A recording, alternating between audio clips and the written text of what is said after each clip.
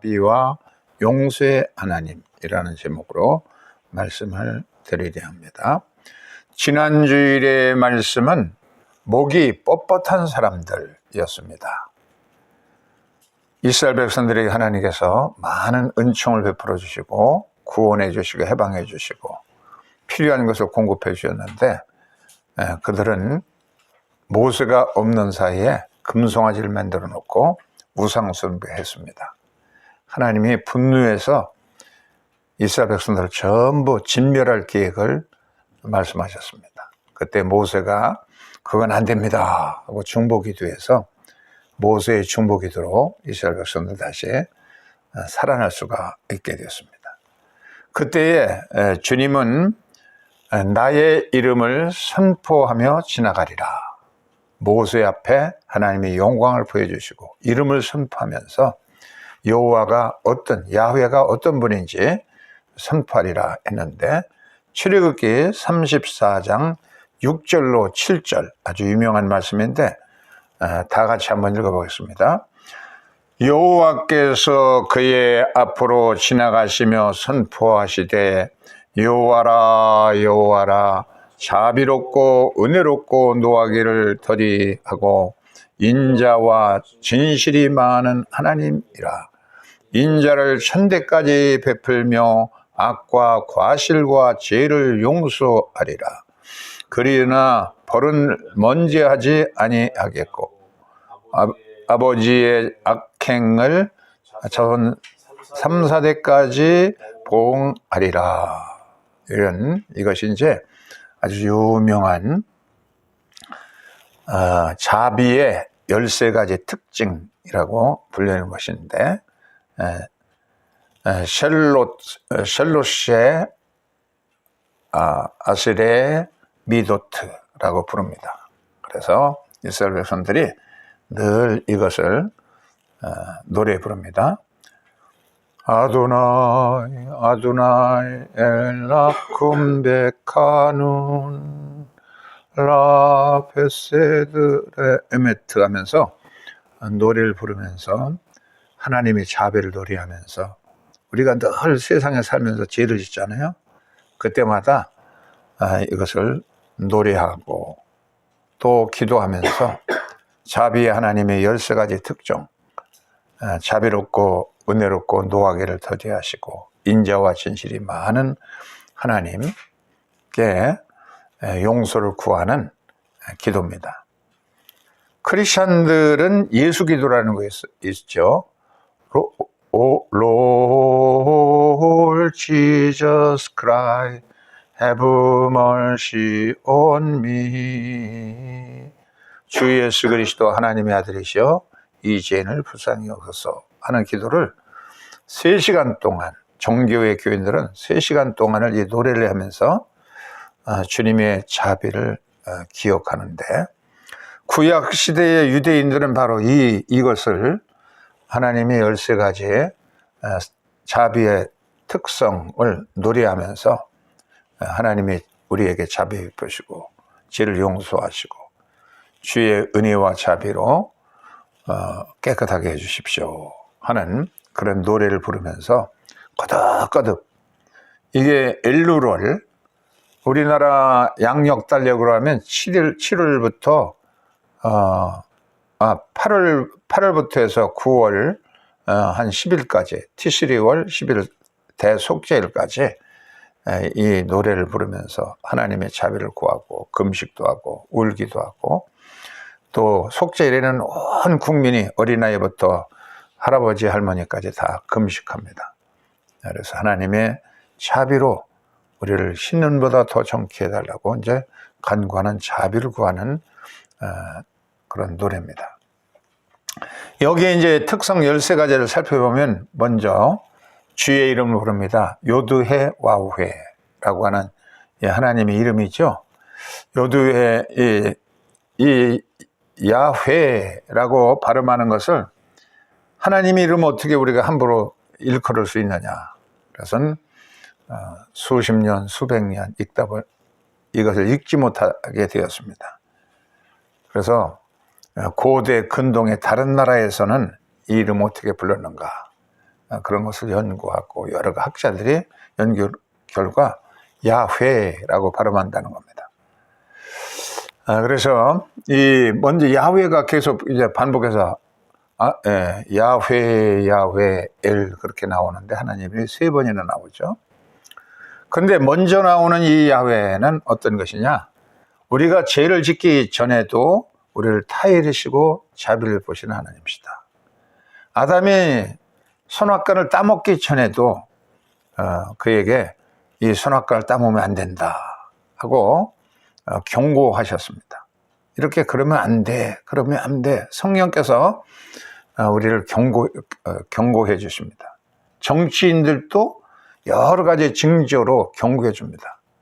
너희 그렇게 하면 안 된다 하고 징조를 많이 주는데도 거만 떨다가 정말 엄청난 무시무시한 패망을 맛보게 됩니다. 톨스토이의 소설 가운데 하나님은 진실을 아시지만 기다리신다 하는 소설이 있어요. 거기 보면은 유명한 잘 나가는 상인이 있었어요.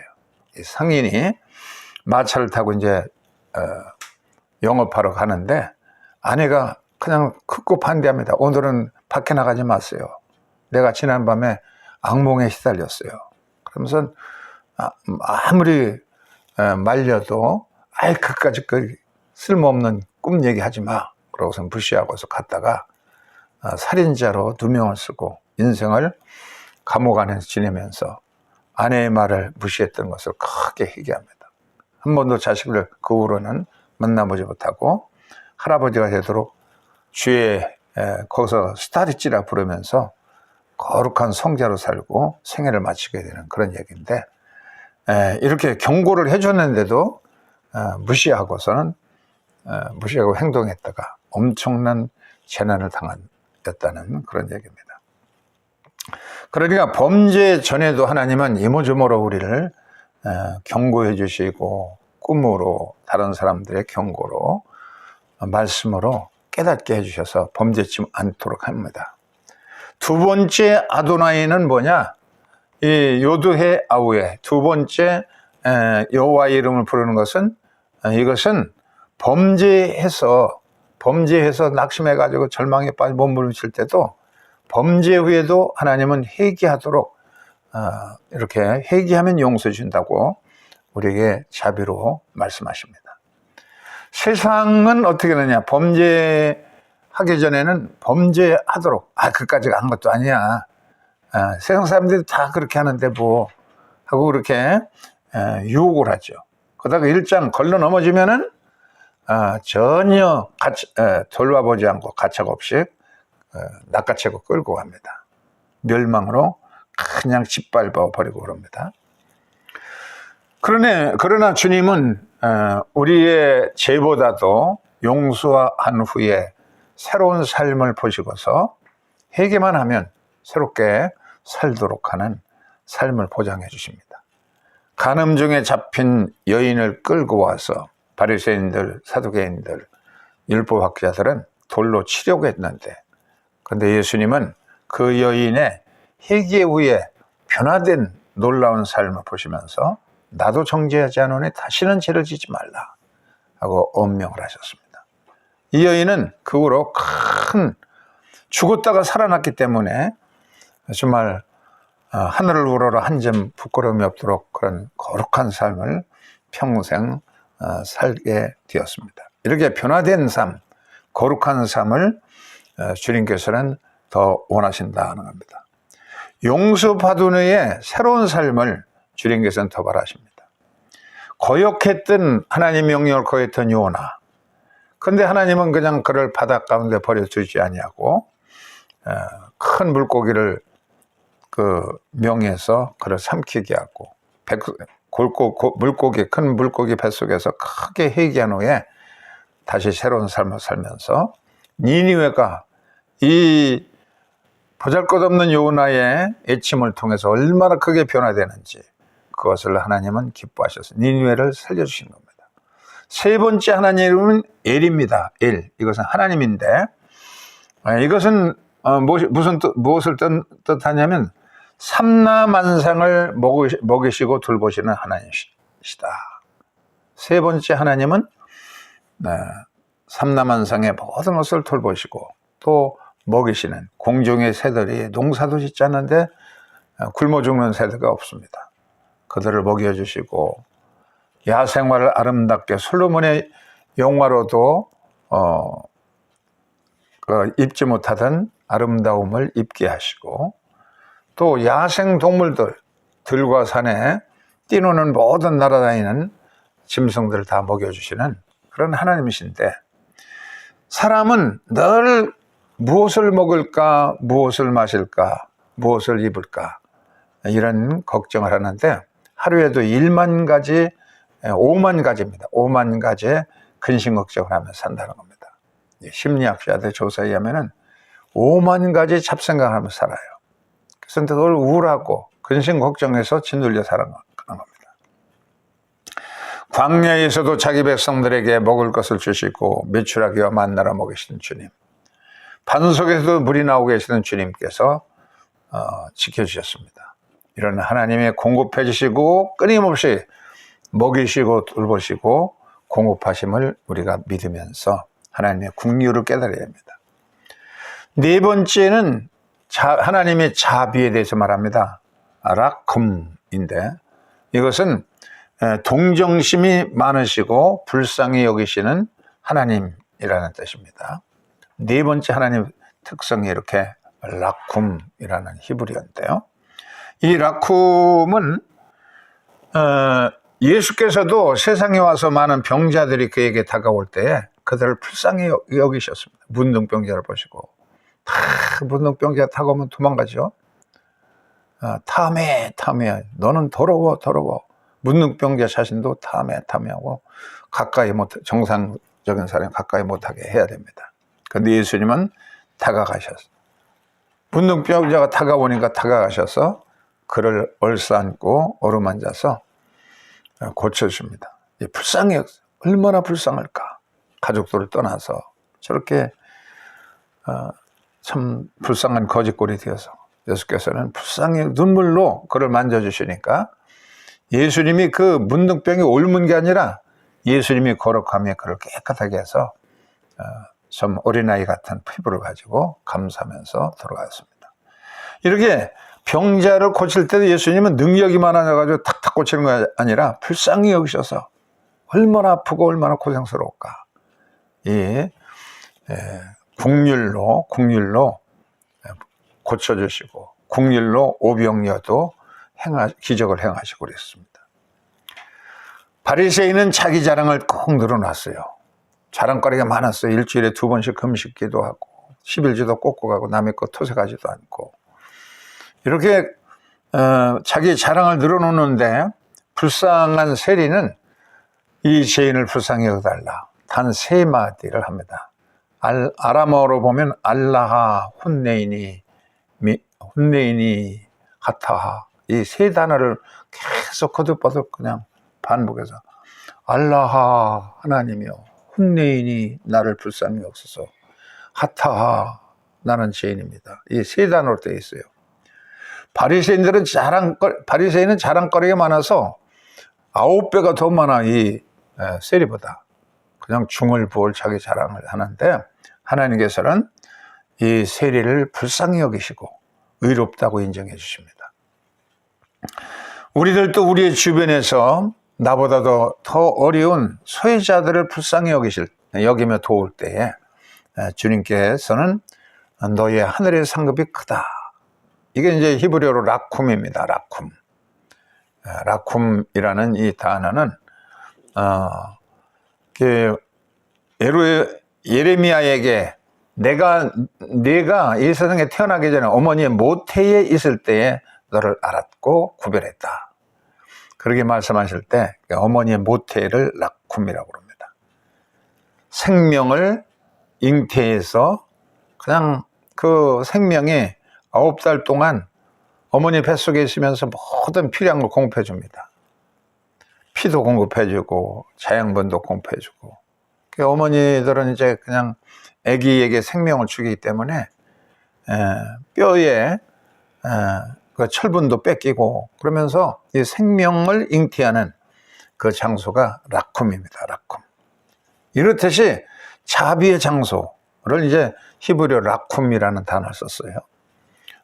우리를 이렇게 불쌍히 여기시고, 다섯째는 은혜를 베푸시는 하나님이시다. 이 은혜라는 말은 하나님인데, 예수께서 십자가에 못 박힐 때도 끝까지 반항하는 게스타스라는 강도가 있었어요. 근데 한 강도는 참 주님의 은혜를 간구하면서 용서를 구하는, 회개하는 강도, 그에게는 천국이 주어졌습니다. 요엘서에 보면은 여러의 피해를 입었다. 메추기가 먹고 뭐 여러 가지 재난이 일어나서 손해본 그런 손해를 너희가 회개하고 들어오면 은혜로 보상해 주신다. 다 회복하게 해준다는 겁니다. 회개하고 돌이키만 하면은 그동안 입은 경제적인 손실, 물질적인 손해, 건강의 손해, 이런 것도 회개하고 돌이키면은 다 보상해 주신다고 했습니다. 이것이 바로 이제 한운이라는 단어입니다. 하나님의 한운. 이것은 우리가 자격이 있어가 아니라 아무런 하나님의 은혜를 받을 만한 자격이 없는데도 우리에게 큰 선물을 주시는 거. 무자격자에게도 이렇게 주시는 그 선물이 한운입니다. 그 다음에 여섯 번째 하나님, 어떤 하나님이냐? 오래 참으시는 하나님이시다. 분노하시기를 더디하신다. 에리카 파이님인데, 에르크라는 거, 오래라는 말이에요. 에리크는. 아파임은 숨 쉬는 겁니다. 화를, 그 화낼 때 그냥 코로 시룩시룩 하면서 그러는 거 아니에요? 그런 게 에리카 파임. 숨을 느리게 쉬라는 겁니다.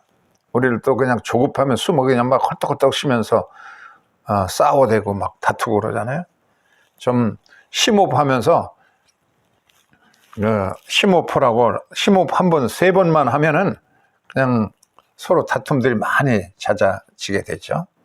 농부가 씨를 뿌린 다음에 가을에 추수하기까지 얼마나 많이 참습니까? 가서 물도 주고 또 여러 가지 해충도 잡아주고 비료도 주고 북도도 주고 그러면서 참고 견디면서 추수를 기다리는 것처럼 하나님은 천년을 하루같이 참으시고 기다리시는 하나님이시다 라고 그랬습니다.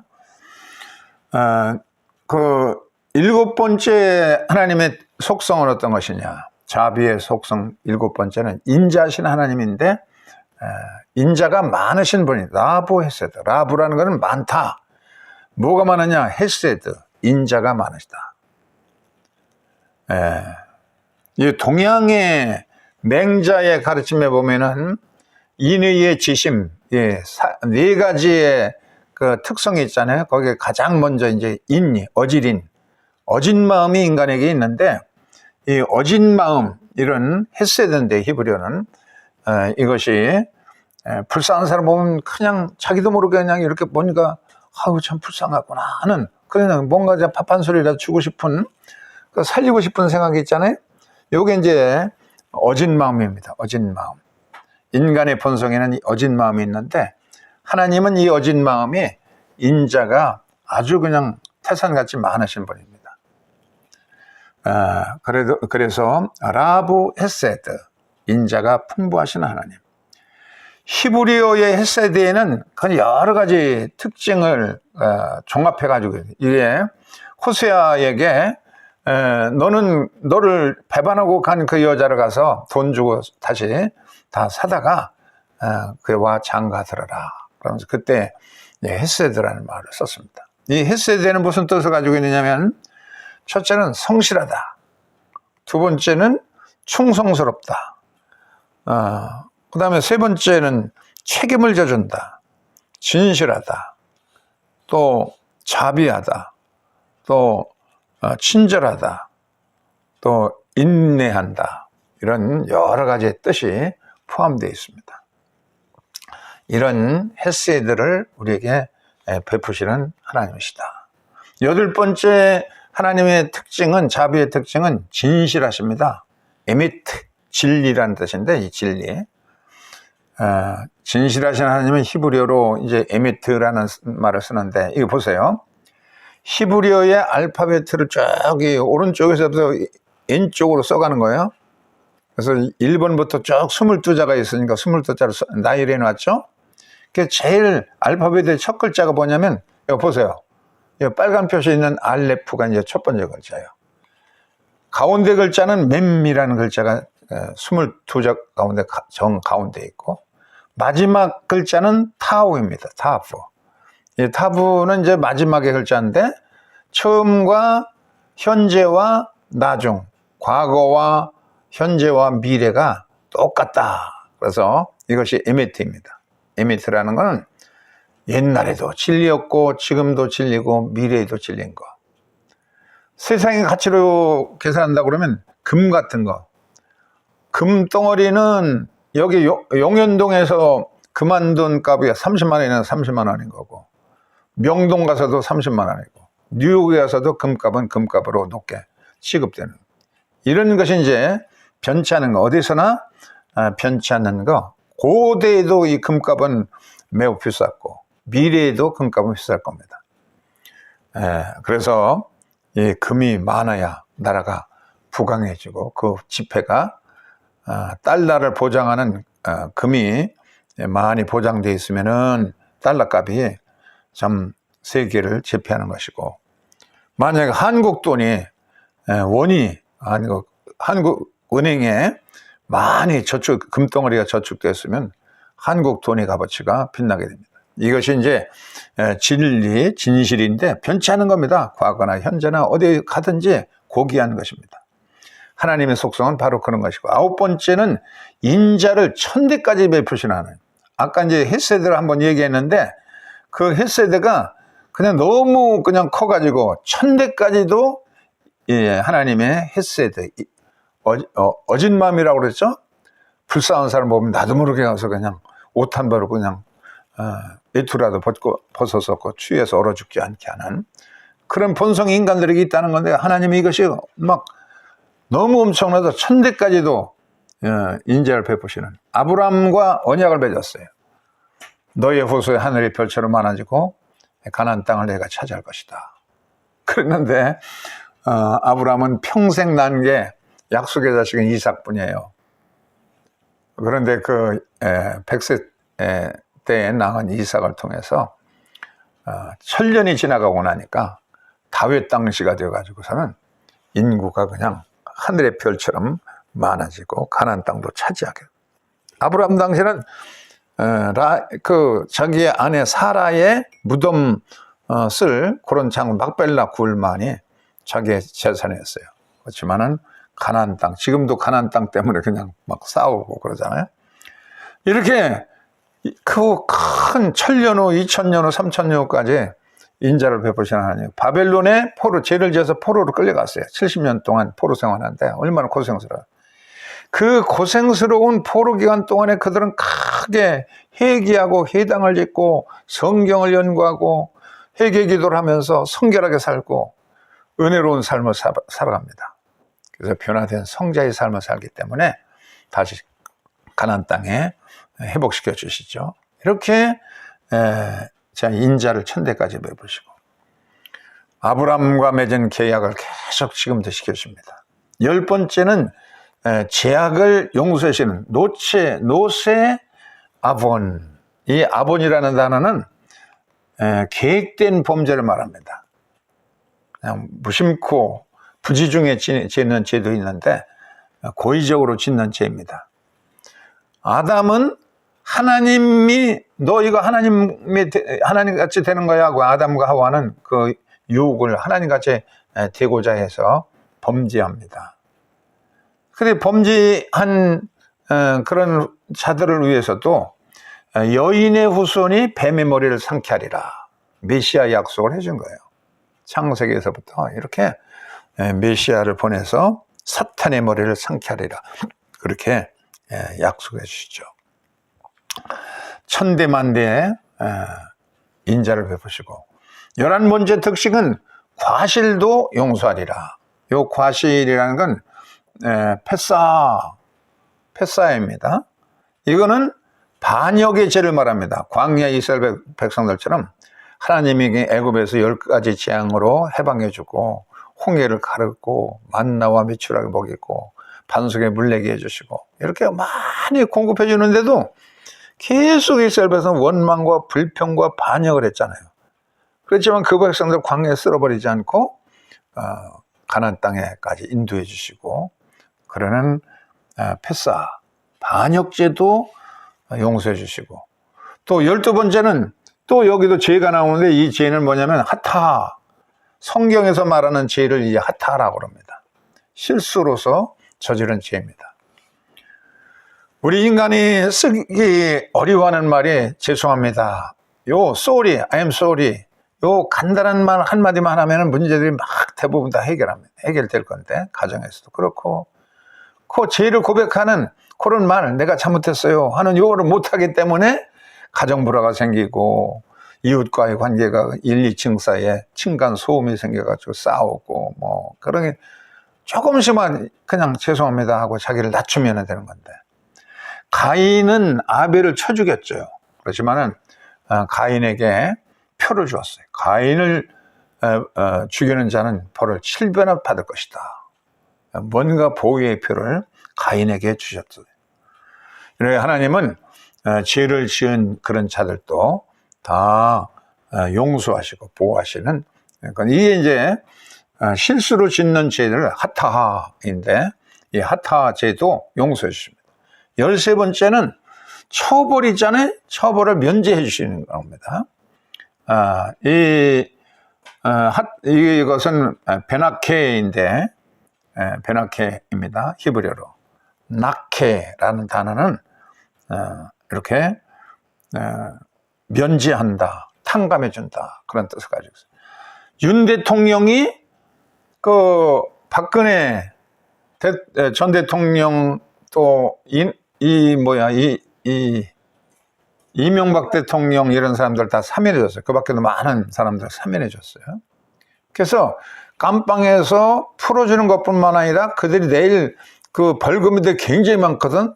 막 어떤 사람은 수백억도 되고 수십억도 되는데 그런 것까지도 전부 말수해서 탕감해줬다 이게요.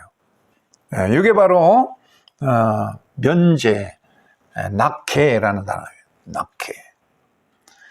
대통령도 그렇게 하는데 하물며 하나님은 자기 백성에게 회개하고 돌이키기만 하면 몽땅 다 죄도 용서해주고 탕감까지도 받을 처벌까지도 다 탕감해 주시고 사면해 주시고 면제해 주시는 하나님이십니다. 그렇기 때문에 회개하고 돌아오라, 돌아오라, 주님께로 돌아오라. 성경의 주제는 전부 그거 아니에요? 돌아오라, 주님께로 돌아오라. 어리석은 백성아, 주님께로 돌아오라. 주님께서 회복시켜 주시고 손해본 것도 경제적인 손실, 육체적인 손실, 건강의 손실 주님께 온전히 들어오면 회복시켜 주신다고 말씀하셨어요. 빙점이라는 소설을 최근에 여러 번 읽었어요. 눈이 나쁘니까 책으로만 읽고 읽어주는 사람들이 굉장히 많더라고. 그래서 이번 게 참 참 훌륭한 분들이 참 아주 감동적으로 읽어주는 빙점을 여러 번 읽었습니다. 이거는 너무 감동스러워서. 이 집이 병원 원장 게이조의 집입니다.